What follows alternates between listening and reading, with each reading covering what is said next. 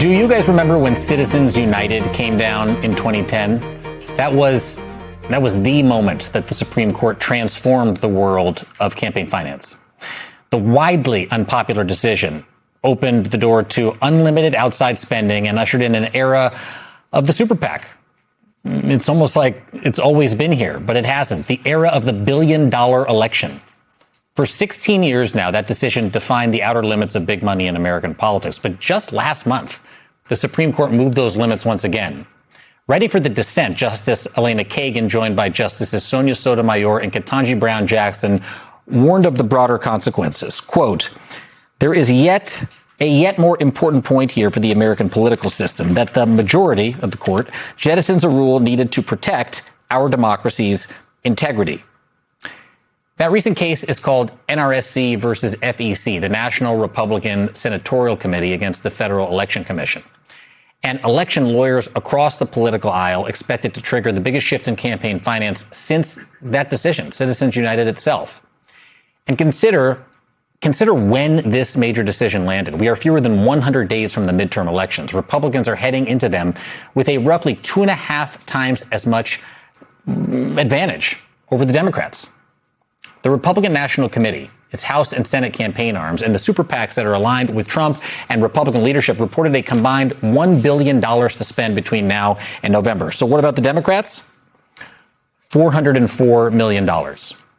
And as of the filings on June 30th, the Democratic National Committee has spent 8 straight months underwater, meaning they are carrying more debt than they have cash. What about the Republicans? About $128 million on hand, zero debt. Now, that's the financial backdrop to all of this. NRSC versus FEC was filed in 2022, actually, by Senate Republicans, the whole campaign arm, and J.D. Vance, who was at the time running for the Senate in Ohio. Their target was a federal law that limits how much political parties could spend in coordination with their own candidates. So the parties and the candidates. Those limits have been on the books for about 50 years. The Supreme Court itself upheld those same limits back in 2001. And with this latest decision, the Supreme Court majority made it easier still for America's wealthiest donors to exercise outsized influence over our elections. It made it so that political parties themselves can now spend unlimited amounts of money in direct coordination with candidates. The old limits existed for one reason: to stop the wealthiest donors from using the party as a way to get around those strict caps on giving to candidates directly. What this ruling does is it lets the money pool up. It pools up at the RNC or at the DNC, and then it gets spent on the candidate's race at the candidate's direction. Kagan's words for what the party becomes is a simple piggy bank.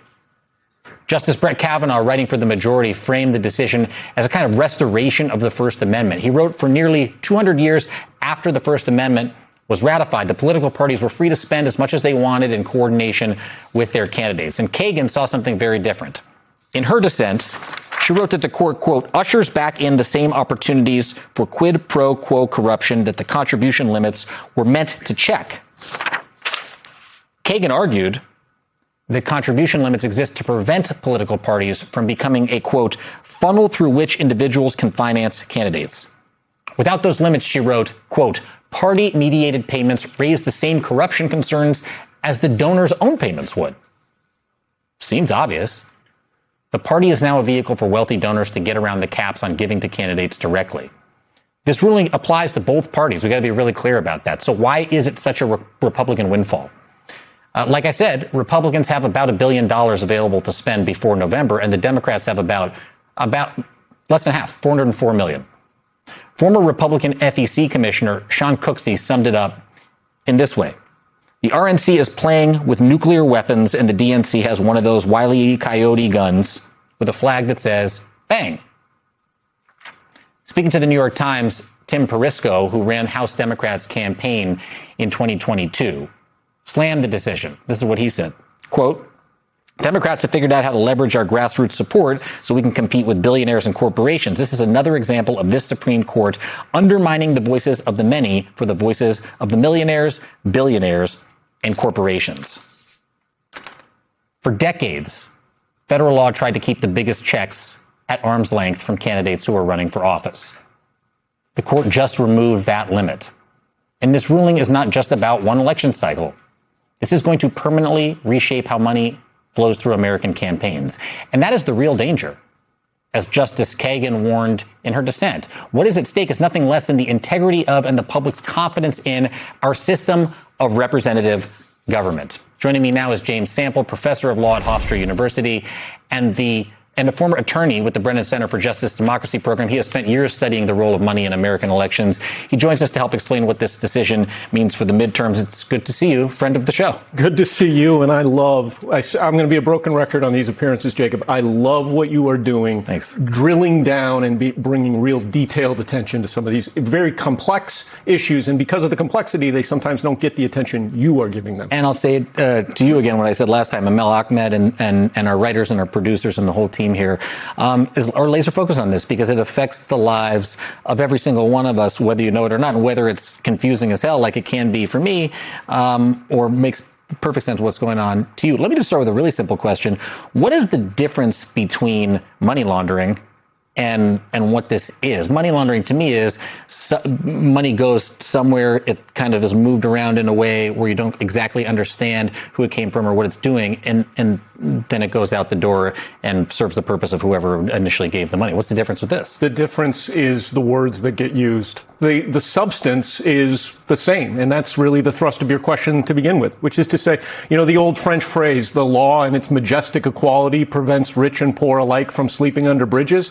You could basically take that and analogize that to our campaign finance system. And you referenced in the intro there the difference between grassroots donors and those who can write a check for $500,000. That's really what this is, a decision. And listen, so you can listen to the start of your introduction there, and you can listen to that notice that you brought to the difference in the RNC and the DNC financially right now, and you can say, well, that's the DNC's fault. The difference, though, is that the candidates of the Democratic Party have been outraising their Republican counterparts by a significant margin. Blowing them out of the water with small dollar donations. That's exactly right. So this is a change in the middle of the game that favors one of the teams that was where we knew when the rules were changed who had that particular advantage. That's what's really bizarre. You have an example exactly of sort of how this would work in a simulated case, and this is it. It's hard to see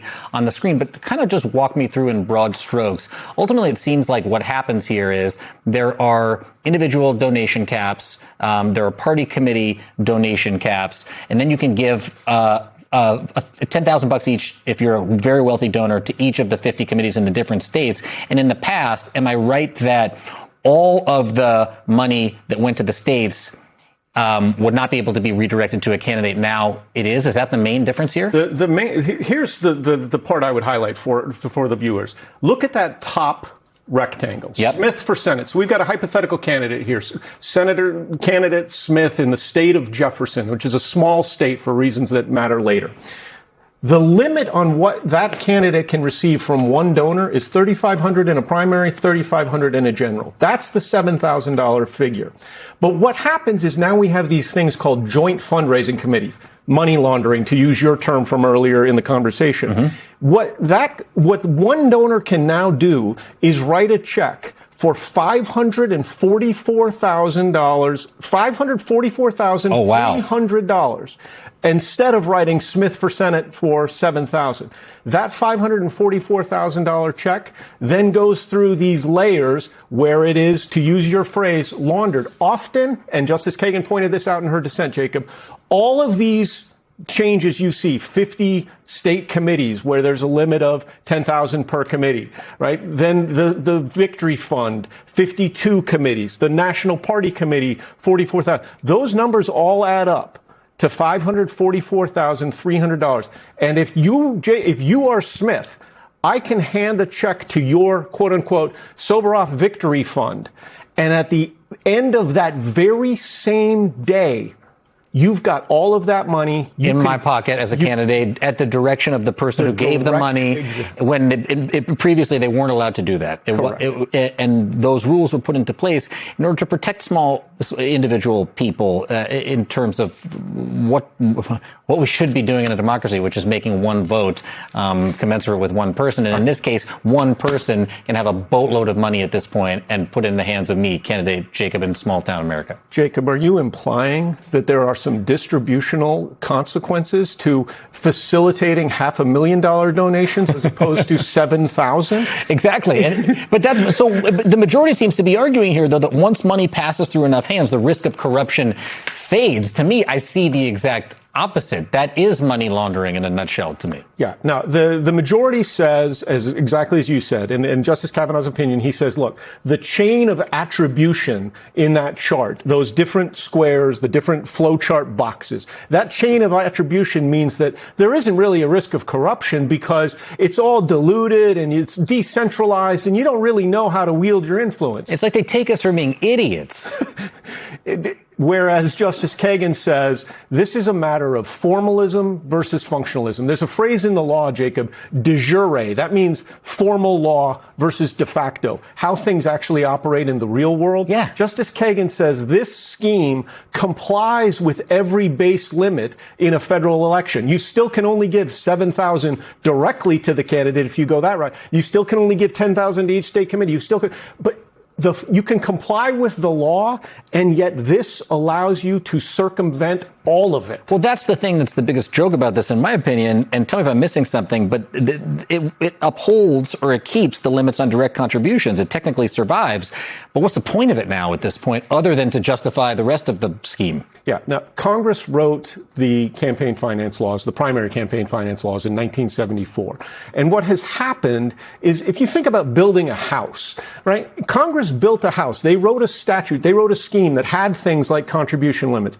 And at every step along the way of the last 50 years, and particularly over the last 20 years, Citizens United being the one that gets the most attention, and appropriately so, though there are other cases that are less known that have actually had just as much of an impact. A case called Speech Now that has led to the advent of super PACs and all of this.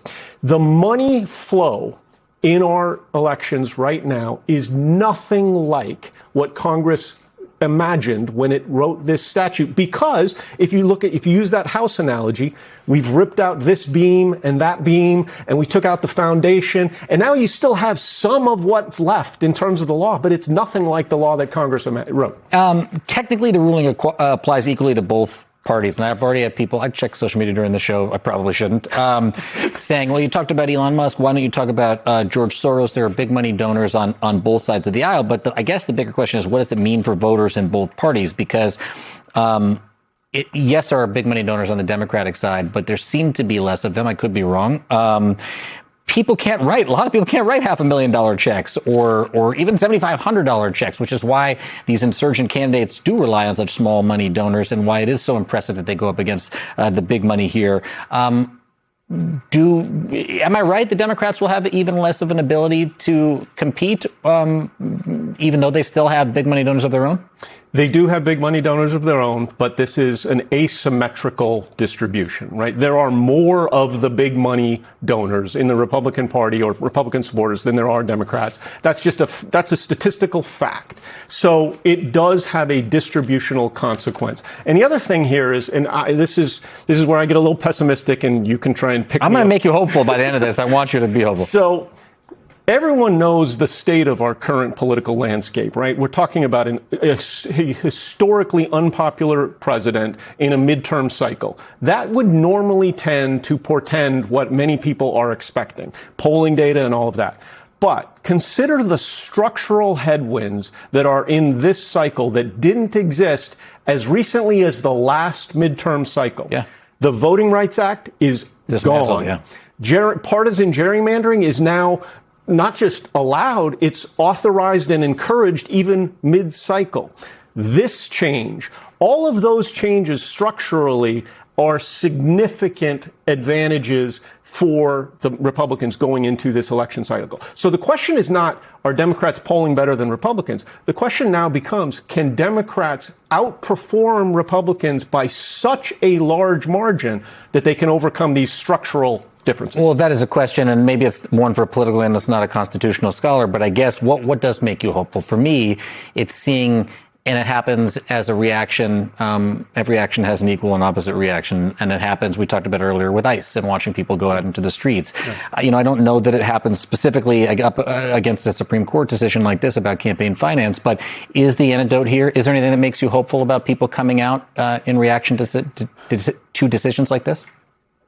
I think my answer there actually will draw on your example, which is to say what makes me hopeful is what we saw in the aftermath or in the present of ICE, what we saw in Minneapolis, what we've seen around the country, and the notion that that can apply to democracy too. So you're right. Constitutional analysis, political analysis, different things, but the constitutional changes that the Supreme Court has made it significantly harder for the average voter, even the average Republican voter. What we should care about most of all is not the distributional consequences from a partisan standpoint. What we should care most of all are the distributional consequences from a voter, an average voter who should have a say in our electoral process, as opposed to the multi-billionaires who can buy elections. We the people. It's what it's all about. James Sample, thank you so much for being here. It's good to see you. Hofstra University law professor and friend of the show. As I said, come back anytime.